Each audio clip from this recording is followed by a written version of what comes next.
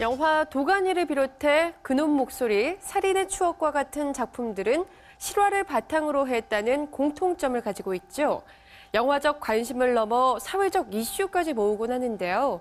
그 이유는 무엇일까요? 실화를 바탕으로 한 영화들의 힘을 살펴봤습니다. 함께 보시죠. 멀게는 역사 속 사실을 재구성한 사극에서부터 가깝게는 최근 일어난 사건을 바탕으로 한 영화와 드라마가 많은 사랑을 받고 있는데요. 실화에 쏠리고 있는 대한민국의 관심을 살펴봤습니다.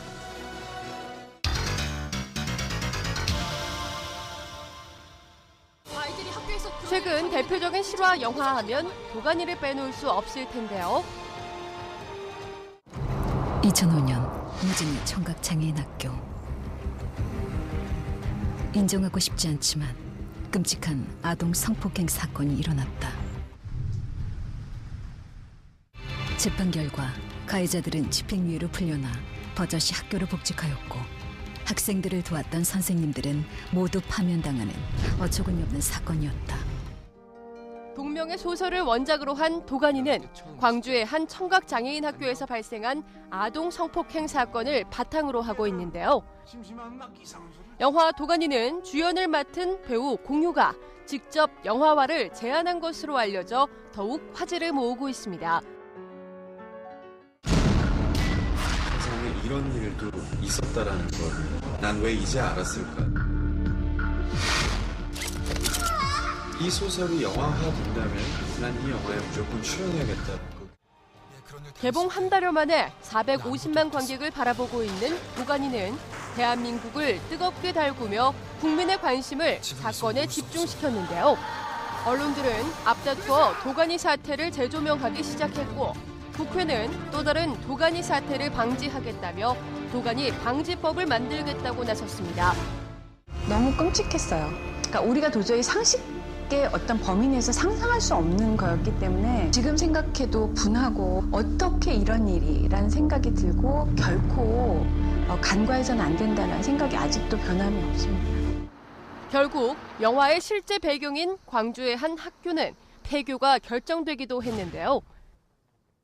예, 저희들이 지금 대책을 마련하고 있기 때문에 아이들 교육 대책 마련하기 때문에 숨기고 감추기에만 급급했던 사건이 영화로 인해 세상에 알려지면서 세상을 변화시키려는 움직임이 일고 있는데요. 많은 노력들이 있다는 걸 알고 나서는 실제로 지금 진행되고 있는 그런 분들의 노력에 조금 도움이 될 수 있지 않을까 하는 생각도 들었습니다. 그런가 하면 정진영, 장근석 주연의 영화 이태원 살인사건 역시 끔찍했던 실화를 바탕으로 하고 있습니다.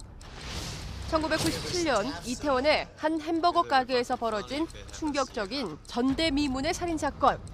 이 사건은 피해자는 있지만 범인은 없었던 미제 사건으로 기록됐는데요. 그로부터 10여 년 후 영화화되면서 사람들의 이목을 집중시켰습니다. 네, 안녕하세요.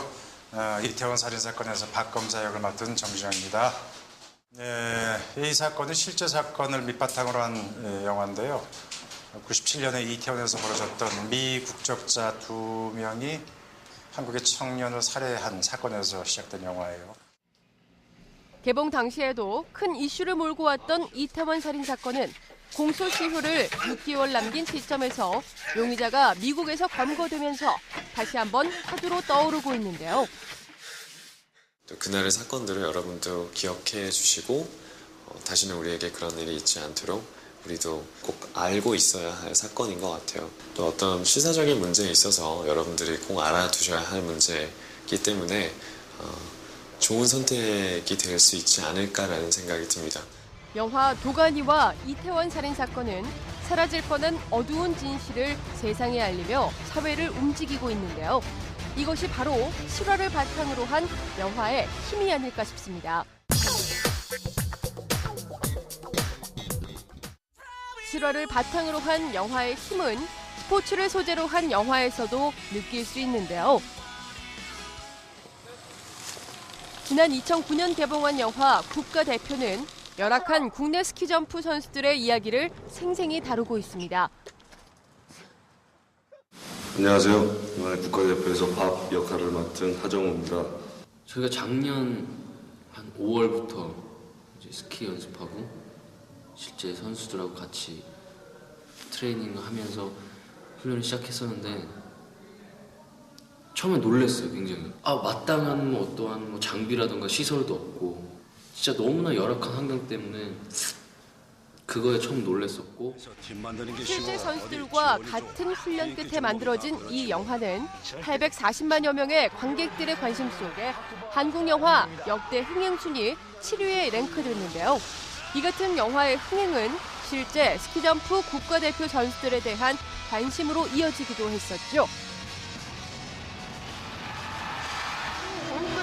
또 다른 국가대표의 이야기죠. 영화 우리 생애 최고의 순간은 2004년 아테네 올림픽 여자 핸드볼 결승전 이야기를 담고 있는데요. 우리 생애 최고의 순간은